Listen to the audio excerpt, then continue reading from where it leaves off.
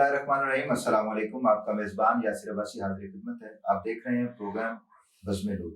Modern clicks and studio के ज़ेर एहतमाम ये रमज़ान ट्रांसमिशन आप तक पहुँचाई जा रही है। मेरी तरफ से देखने वाले तमाम नाज़रीन को इस खूबसूरत ट्रांसमिशन में खैर मक़दम करता हूँ।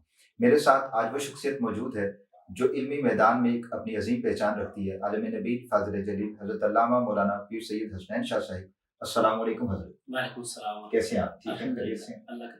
बज़्म नूर की पूरी टीम की तरफ से आपका बहुत शुक्रिया।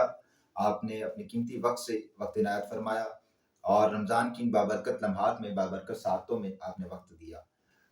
रमज़ान की ये बाबरकत लम्हात हैं और बाबरकत सातें हैं, इसमें हम आपसे रमज़ान के मुतल्लिक भी और रमज़ान में जो वाक़यात, जो मार्के इस्लाम की तारीख़ के हमें बताए जाते हैं, उसमें आपसे गुफ्तगू करने की कुछ हम सवाल करेंगे। और जो बिलख़ुसूस हमें नाज़रीन इकराम की तरफ से कहा गया, कुछ दोस्त अहबाब की तरफ से कहा गया कि ये सवालात आपने अगली ट्रांसमिशन में करने हैं, तो वो हम आज इंशाअल्लाह उनको सवालातों को आपके सामने रखेंगे और उनसे जवाब हासिल करने की कोशिश करेंगे। सबसे पहला सवाल आपसे ये है कि रमज़ानुल करीम में आज जो देखने को मिल रहा है कि हम लोग नफ्सा नफ्सी के दौर में रमज़ानुल मुबारक में वो लम्हात, वो सातें हम छोड़ जाते हैं जिनको हमें समेटना चाहिए और रमज़ान की बाबरकत लम्हात को हमें हासिल करके रब से खुशनुदी हासिल करनी चाहिए।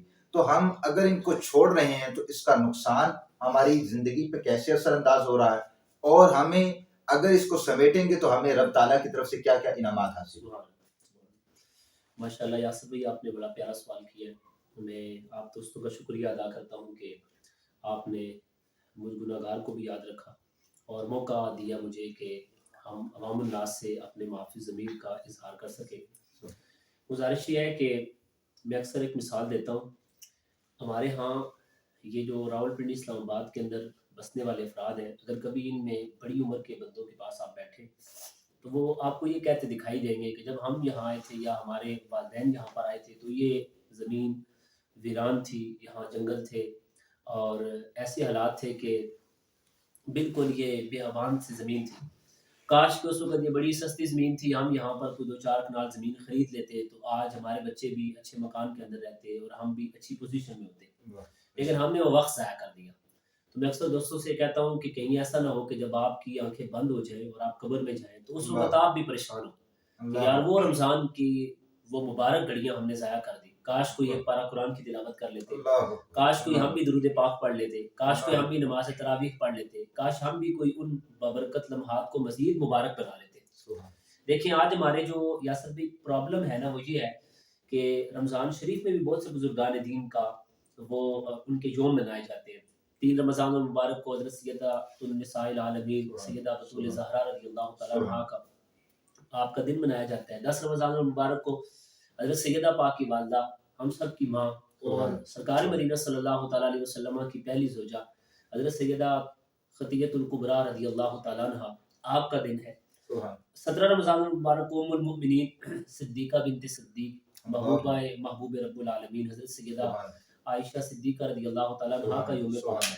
फिर रमज़ान मुबारक में ग़ज़वाए बदर शरीफ का हुक्म, फिर ऐसे ही फ़तह मक्का, फिर 21 रमज़ान मुबारक को ताजदार हलता मौला मुश्किल कुशा सैयदुल अली वल मुर्तज़ा करमल्लाहु वजहुल करीम का वो दिन मनाया जाता है। लेकिन यासिर भाई यहाँ जो प्रॉब्लम आ रही है ना इस वक़्त वो ये है कि हम इन बुजुर्गों के दिन मना लेते हैं, इनके नाम भी ले लेते हैं, इनके नाम की न्याज़ भी पका लेते हैं। लेकिन आज हमें ये पता नहीं है कि इन्होंने जो ज़िंदगी गुज़ारी है वो कैसी गुज़ारी है। मैं एक जुमला आपको कहूँगा, आपको लुत्फ़ आएगा। मैं अक्सर ये कहता हूँ कि हज़रत सैयदा पाक रज़ियल्लाहु तआला अन्हा का नाम वो ये जो बात दफ़ा हम कहते हैं ना कि हज़रत सैयदा खातून जन्नत जन्नती है, मैं कहता हूँ उनका नाम लेने वाला बंदा भी जन्नती है, उनका नाम ही जन्नती है। लेकिन ये सारा कुछ होने के बावजूद आप देखें कि क्या सैयदा खातून जन्नत की एक नमाज भी कभी कज़ा हुई है? क्या सैयदा पाक रज़ियल्लाहु तआला अन्हा का एक रोज़ा भी कभी कज़ा हुआ है? यासिर भी गुजारिश ये है कि अगर करबला के मैदान में इमाम अली मकाम रज़ियल्लाहु तआला अन्हु नोके नेज़ा कुरान की तिलावत करते नजर आ रहे हैं तो आप हुसैन इब्न अली से पूछें कि हुसैन पाक ये तरबियत की किसने है? तो सैयदना इमाम अली मकाम इमाम हुसैन फरमाएंगे कि ये मेरी अम्मी जान हज़रत सैयदा पाक ने और मेरे वालिद गिरामी हुज़ूर मौला कायनात ने की है। मैं अली और मुर्तज़ा का बेटा हूँ, मैं कुरान नहीं पढ़ूंगा तो कौन पढ़ेगा?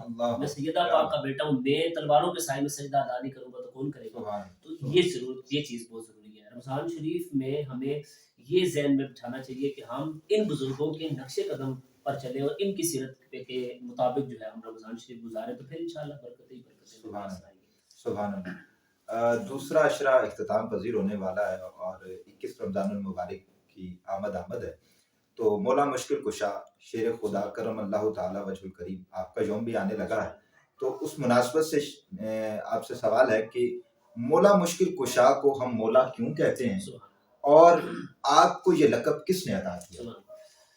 ماشاءاللہ یاسر بھائی، یہ تو مسلمانوں کے ہاں موجود ہر بچے کو معلوم ہے کہ حضرت سیدنا علی المرتضیٰ کرم اللہ وجہ الکریم کو مولا کا لقب ہمارے آقا علیہ السلام کی مبارک بارگاہ سے ملا ہے۔ سبحان سرکار نے فرمایا من کنت مولاہ فہذا علی المولا، اللہ، جس کا میں مولا ہوں اس کا علی مولا ہے۔ سبحان سیدنا علی المرتضیٰ کو پیارے آقا علیہ السلام نے یہ مولا کا لقب عطا فرمایا ہے۔ سبحان سبحان۔ اور مولا مشکل کشا کرم اللہ تعالی وجہ الکریم آپ کی ذات بابرکت سے ہمیں ایک واقعہ یہ بھی ملتا ہے کہ آپ ایک رکاب پر پاؤں رکھتے سواری پر سوار ہونے سے پہلے اور دوسری پر پہنچنے سے پہلے آپ قرآن پاک کی پوری تلاوت کر لیا کرتے تھے، تو یہ واقعہ کہاں تک اس کی صداقت ہے اور یہ احادیث کی روشنی میں اس کی کیا رہنمائی؟ مختلف کتب کے اندر سیرت نگاروں نے آپ رضی اللہ تعالیٰ عنہ کے حوالے سے اس واقعے کو نقل فرمایا ہے کہ آپ رضی اللہ تعالیٰ عنہ اتنی کثرت کے ساتھ قرآن کی تلاوت کرتے تھے۔ بعض سیرت نگاروں نے یہ بھی لکھا کہ آپ رضی اللہ تعالیٰ عنہ روزانہ 2 مرتبہ قرآن پاک مکمل تلاوت فرمایا کرتے تھے، اور آپ کا ہی یہ قول مبارک ہے، آپ فرماتے ہیں کہ جب میرا جی چاہتا ہے کہ میں اللہ سے باتیں کروں تو پھر نماز پڑھتا ہوں، کیا بات، اور جب میرا جی چاہتا ہے کہ اللہ مجھ سے باتیں کرے تو پھر قرآن پڑھتا ہوں۔ سبحان۔ تو سیدنا علی المرتضیٰ کرم اللہ وجہ الکریم، ہمارے ہاں آج نا یاسر بھی المیہ یہ ہے کہ ہم بزرگوں کے دن مناتے ہیں، لیکن جس طرح انہوں نے زندگی گزاری ہم وہ نہیں کر رہے۔ میں ایک جملہ مزید آپ کے سامنے ناظرین کے سامنے رکھتا ہوں، مزید بات کھل جائے گی۔ دیکھیں سیدنا علی المرتضیٰ کرم اللہ وجہ الکریم کے متعلق ہمارے آقا نے ارشاد فرمایا کہ علی مع القرآن والقرآن مع علی، علی قرآن کے ساتھ ہے اور قرآن علی کے ساتھ ہے، اور یہ جو بھی جدا نہیں ہوں گے۔ آپ دیکھ لیں کہ آپ کی مبارک ذات سے لے کر حضرت قبلہ عالم فاتح قادیاں پیر سید میر علی شاہ صاحب رحمۃ اللہ تعالیٰ علیہ، سیدنا علی المرتضیٰ کا وہ کون سا لخت جگر ہے کہ جو قرآن سے آپ کو دور نظر آئے گا؟ آپ امام حسن کو لیں، امام حسین کو لیں، امام باقر کو لیں، امام جعفر صادق کو لیں، امام موسیٰ کاظم کو لیں، حضرت غوث پاک کو لیں، جن کو مرضی لیں، داتا صاحب رحمۃ اللہ علیہ کو لیں، حضرت خواجہ صاحب رحمۃ اللہ علیہ کو لیں، یہ سارے لوگ ایسے تھے جو قرآن کے خادم تھے، قرآن سے محبت تھی، زندگی ساری انہوں نے قرآن پڑھایا ہے۔ لیکن آج ہمارا المیہ یہ ہے کہ ہم ان بزرگوں کے نام لیتے ہیں لیکن ہم نہ ان کی تعلیمات سے دور ہیں۔ تو یہ جو ہے نا خاص میسج ہے کہ ان بزرگوں کے ساتھ آپ کا تعلق ایسا ہونا چاہیے کہ انہوں نے جیسے زندگی گزاری ہے نا ویسی زندگی گزارنے کی کوشش کریں۔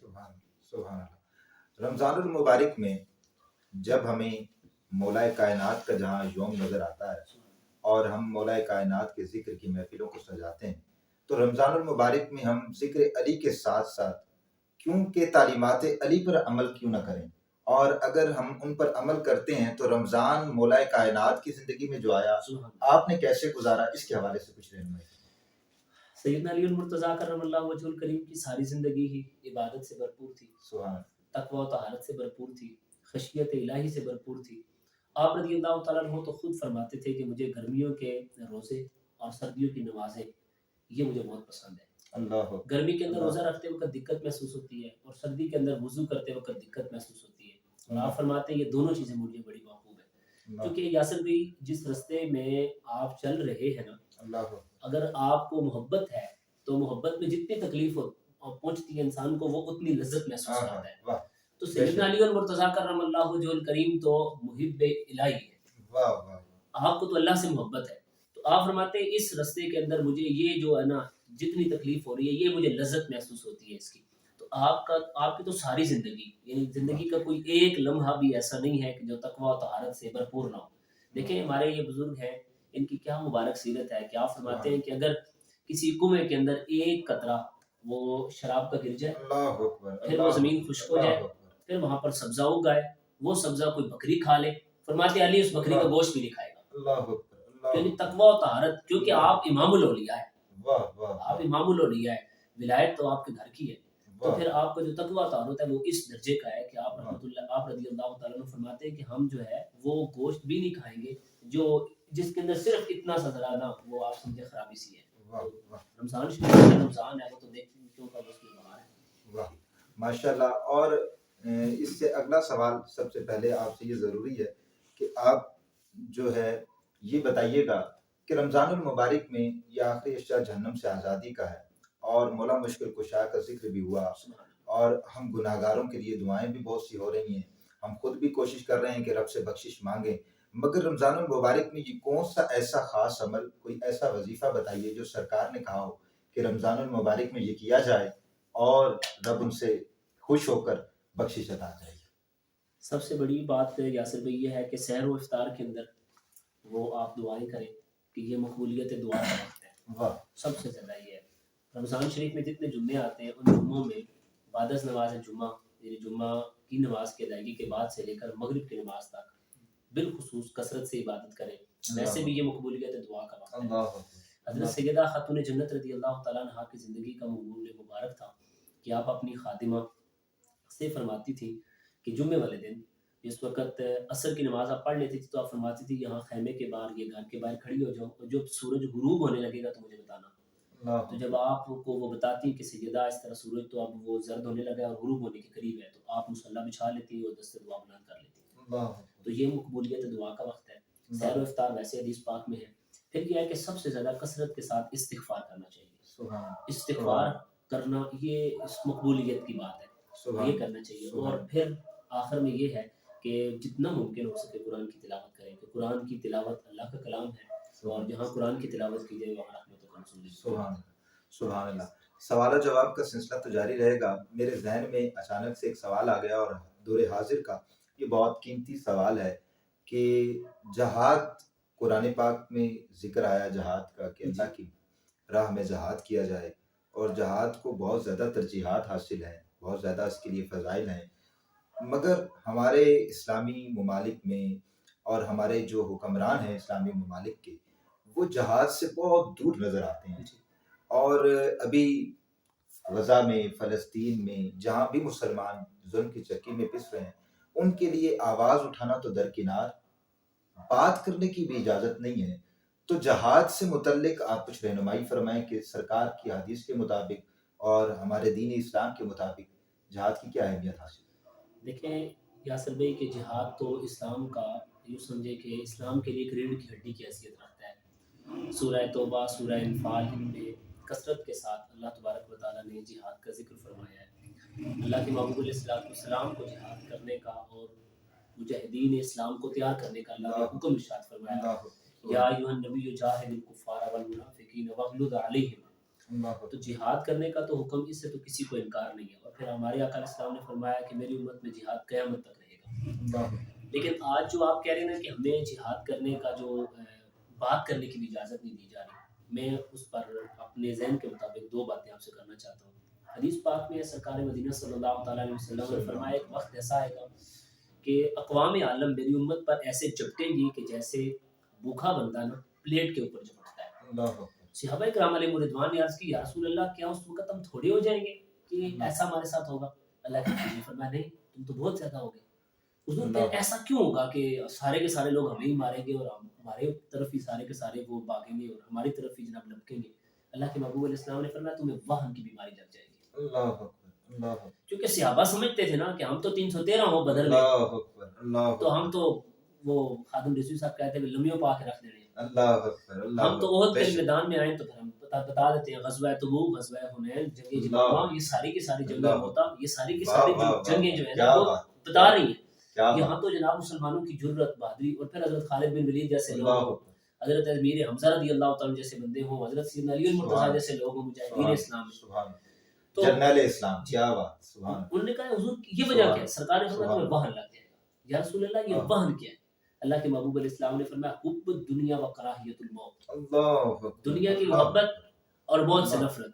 فرمایا یہ بیماری جس دن مسلمانوں کو لگ گئی نا اس دن اقوام عالم ان کی طرف بڑھے گی اور ان پر ہیوی ہوگی، انہیں دبوچے گی، مار پڑے گی مسلمانوں کو اور مسلمان جہاد نہیں کریں گے. حضرت عبداللہ بن مبارک رحمۃ اللہ تعالیٰ علیہ کا ایک قول مبارک ہے. آپ فرماتے ہیں کہ 5 کام ایسے ہیں، 5 بندے ایسے ہیں کہ جن کی وجہ سے نا اسلام کا جو نظام ہے نا اس کے اندر وہ خرابی پیدا ہوگی. ان میں سے آپ نے علماء کا ذکر بھی کیا کہ جب اپنا منصب چھوڑ دیں گے، حق کی بات کرنا اور نیکی کی دعوت دینا، برائی سے منع کرنا یہ چھوڑ دیں گے، دین کی بات لالچ کے ساتھ کریں گے۔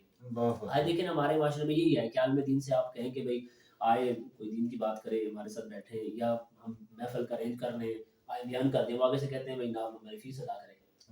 تو مطلب یہ ہے کہ آپ کو تو غرض فیس سے ہے، حالانکہ ہمارے بزرگوں کو اس سے غرض ہی نہیں تھی۔ ہمارے بزرگوں کا طریقہ کار یہ تھا، وہ کہتے تھے یار اللہ نے میری ذمہ داری لگائی ہے، میں نے ان تک دین کا پیغام پہنچانا ہے، میری ذمہ داری تھی کہ میں ساری کی ساری عوام کو اکٹھا کرتا اور اکٹھا کر کے خود پھر دین کی بات کرتا۔ چلو یار آدھا کام تو انہوں نے کر دیا، بندے انہوں نے اکٹھے کر لی کے بعد ہم اب دین کی کراتے ہیں، لیکن آج یہ نہیں ہے۔ ایسے عبداللہ بن مبارک رحمۃ اللہ علیہ فرماتے ہیں تاجر جب خائن ہو جائیں گے تو تباہی نکلے گی، بادشاہ جب ظالم ہو جائیں گے تو تباہی نکلے گی۔ اب جو میں آپ بات کرنا چاہتا ہوں وہ خاص جو مجاہدین کے حوالے سے آپ نے کی، عبداللہ بن مبارک رحمۃ اللہ تعالیٰ علیہ فرماتے ہیں کہ جب مجاہدین جہاد لالچ کے ساتھ، جہاد جو ہے نا وہ لالچ کی وجہ سے کریں، یا ان کے دماغ میں لالچ پیدا ہو جائے تو وہ جہاد نہیں کریں گے۔ سیدھی سی بات ہے یاسر بھائی، کھل کے اگر بات کروں تو وہ یہ ہے کہ آپ کی فوج کے سربراہان جہاد کی بات تب کریں کہ جب وہ دین کے قریب ہوں، زہد کے قریب ہوں، اور ان کے اندر جو ہے وہ شہادت کا ذوق و شوق ہو۔ لیکن حضرت جس جرنیل کا گھر 500 کنال کا ہو، جس کے آگے پیچھے جناب 500 گاڑیاں گھوم رہی ہوں، جی سر جی سر جی حضور جی حضور ہو رہی ہے، اس نے کہاں جہاد کرنا ہے؟ اس نے تو دنیا کو جنت بنا کے رکھا ہوا ہے۔ جہاد وہ بندہ کرے گا جو کہے گا یار میں شہید ہوں گا تو جنت میں اللہ نے میرے لیے گھر بنایا ہے۔ اس کے دماغ میں جو صاحبان یاسر بھائی ہمارے آقا علیہ السلام کے صحابہ کا مزاج یہ تھا، باقاعدہ غزوہ احد کے اندر صحابہ کرام علیہم رضوان نے جام شہادت نوش کیا تو حضرت انس رضی اللہ عنہ کے جو چچا تھے نا، انہوں نے تلوار نکالی۔ جب اعلان ہوا کہ نبی علیہ السلام شہید ہو گئے تو انہوں نے تلوار نکالی اور کہنے لگے اوے پیچھے ہٹ جاؤ، مجھے اس احد پہاڑ سے جنت کی خوشبو آ رہی ہے، مجھے آگے بڑھنے دو۔ تو یہ جس وقت انسان کو اللہ تبارک و تعالیٰ اس قدر تک یقین کی دولت سے مالا مال کر دینا، پھر انشاءاللہ سب جل برکت ہے، پھر معاملات درست ہو۔ غزہ کے حوالے سے اور فلسطین میں جہاں مسلمان ظلم کی چکی میں پس رہے ہیں، آج کل دور حاضر میں ان پہ بہت ظلم ہو رہا ہے، ان کے حوالے سے کوئی پیغام دینا چاہیں تو؟ میں یاسر بھائی آپ کے توسل سے یہ پیغام دینا چاہتا ہوں کہ میں اور آپ کچھ بھی نہیں کر سکتے، مطلب میں ویسے بڑی بڑی باتیں کر جاؤں تو اس کا فائدہ کوئی نہیں ہے، وہ ہمیں ڈیگی مارنے والی باتیں ہیں۔ جس وقت تک ہمارے ملک کے سربراہان اور ہمارے وڈیرے وہ بات نہیں کریں گے، مسلمان ممالک کے لیڈران سربراہان وہ بات نہیں کریں گے تو ہم کچھ نہیں کر سکتے۔ لیکن بحیثیت مسلمان میں اور آپ کل قیامت والے دن اللہ اور اس کے رسول کے حضور ہم نے پیش ہونا ہے، اور مجھے تو یاسر بھی اس بات سے ڈر لگتا ہے، اور یہ نہیں کہ میں کیمرے کے سامنے آ کر کہہ رہا ہوں، میں تو رمضان شریف میں بھی رمضان سے پہلے بھی میں تنہا کمروں کے اندر بیٹھ کر میں اس بات پہ رویا ہوں۔ وہ اقبال نے کہا تھا تو غنی از ہر دو عالم من فقیر، اس نے کہا تھا کہ سارا کچھ ہو سکتا ہے، میں حضور کے سامنے کس منہ سے جاؤں گا؟ یعنی یہ حیا، یہ ایک خاص بات ہے جو نہ انسان کو پانی پانی کر دیتی ہے، حضور کیا کہیں گے؟